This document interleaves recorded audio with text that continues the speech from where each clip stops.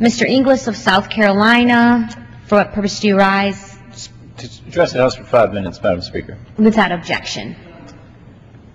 Thank you, Madam Speaker. I rise to remember Private First Class Geoffrey A. Whitsitt, 21-year-old of Travelers Rest, South Carolina, Army Airborne, serving in Afghanistan, headed for Special Forces training and hoping to become an Army Ranger. Jeff was 2 weeks shy of his 22nd birthday when on January 13th an improvised explosive device was detonated near the Humvee he was driving, killing Jeff, his sergeant, and wounding their gunner. Some Taliban or Al-Qaeda operative out there might be thinking they killed an infidel.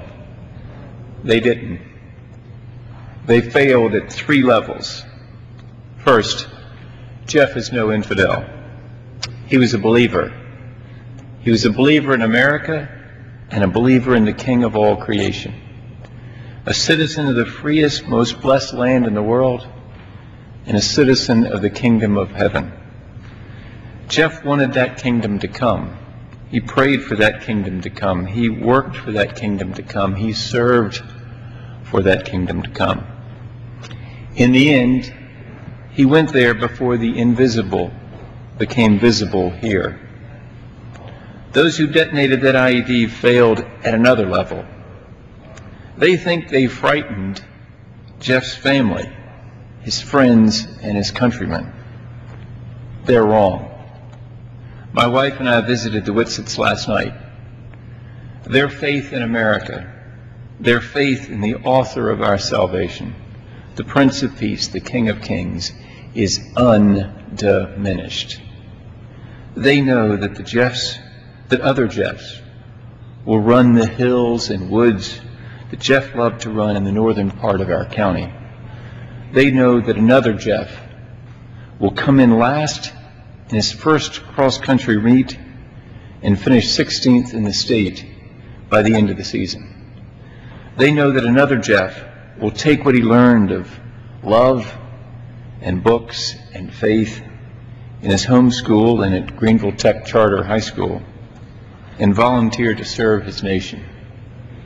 They know that another dad will take another Jeff to the banks of the Middle Saluda River for fishing and for talks about the essence of life.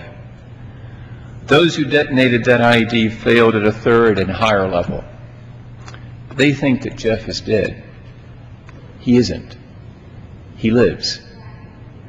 He lives in our hearts and minds because he's one of our heroes.